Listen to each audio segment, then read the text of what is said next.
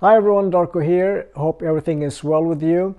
As you might remember from my previous podcast episode, when I did that with Vic, I talked about holding, doing a series of different webinars where I will be covering some, different trading related topics. And the first webinar is on February the 6th, 3 p.m. Eastern. And I will be talking about a very important topic of trading, and that is how to identify continuation move and correction move in the market. And I will be talking about in great detail, showing you some examples. Make